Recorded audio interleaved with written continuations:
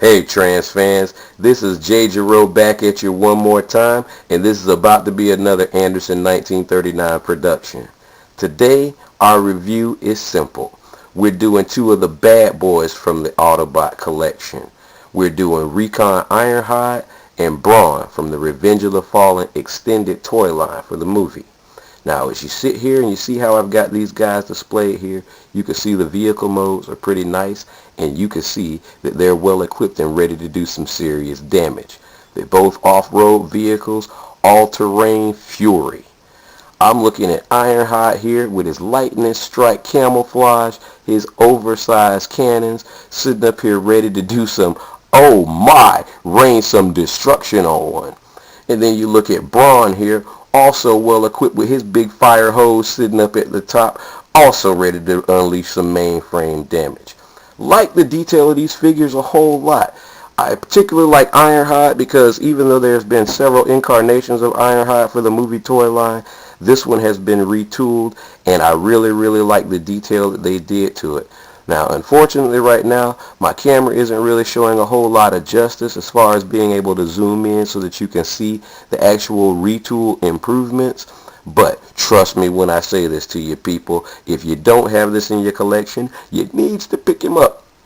Also, when you look at Braun, Braun is done real well. Doesn't have a whole lot of extra quote-unquote detail to him, but other than the Nest logo, but the detail within the mold of the vehicle is very nice. I like the way the front bumper pops off with the fog lamps on it.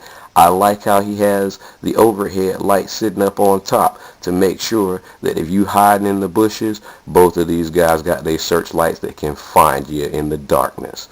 I really again appreciate the detail mode on these vehicles because Hasbro, for once, actually put a lot of detail and care into these guys, and I really appreciate that from an artistic standpoint.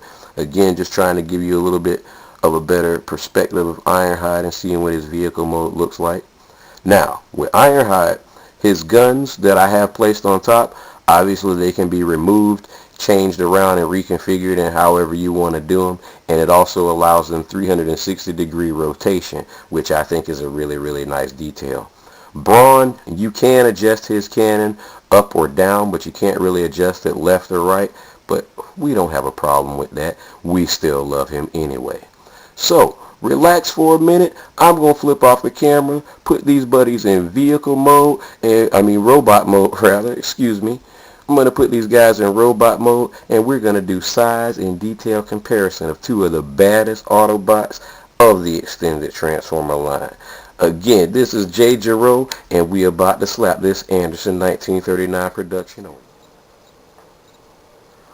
Alright, so we start here with Ironhide. Now right in here, in this pose, I have him with his traditional movie weapons.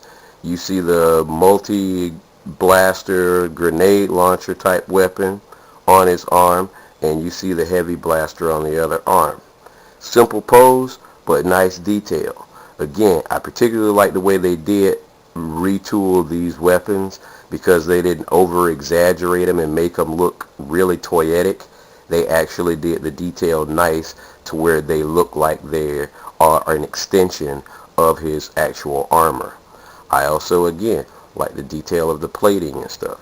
This figure has some shifting plates, and with his transformation, he's pretty simple. Once you start to crack him apart, he kind of starts to transform himself for the most part. Really like this. But this ain't it. He's got a few more weapon configurations we're going to talk about coming up next. Now, continuing with the previous theme with Ironhide, we're going to call it, for all intents and purposes, a grenade launcher because that's just what it reminds me of. Sticking out on his arm. In his other arm, he's got his machine gun. And you see the minigun sitting up here on his shoulder. Like I said, I really like the extra armament and additional weapons this Ironhide come with. But guess what, people? We ain't done yet. Now right here, we changed the pose a little bit where we took the minigun off of his shoulder, and as you see, it connects onto the side of the grenade launcher.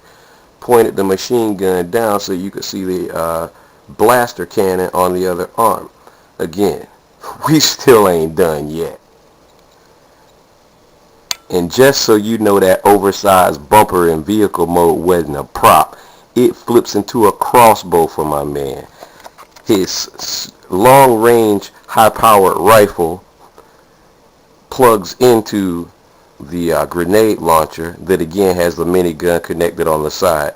He comes with 2 combat knives, which as you can see can become a bayonet on his long rifle, and he has, believe it or not, a Rambo knife. And I know some of y'all viewers out there are a little young to know who Rambo is, but he has a serrated combat knife. Telling you, Ironhide is equipped. I'm telling you, when I opened this figure up, transforming this, man, I was ecstatic. Like I said, he poses nice, he displays nice, he has the points of articulation, nice joints. You've got flexibility with the feet, the knees, a little bit at the hips. You've got the wrists, you've got the head, chest. He moves and displays really, really nice. But this is a 2-part review, right? I was talking about 2 bad boys, right? Let's not forget about my boy Brawn.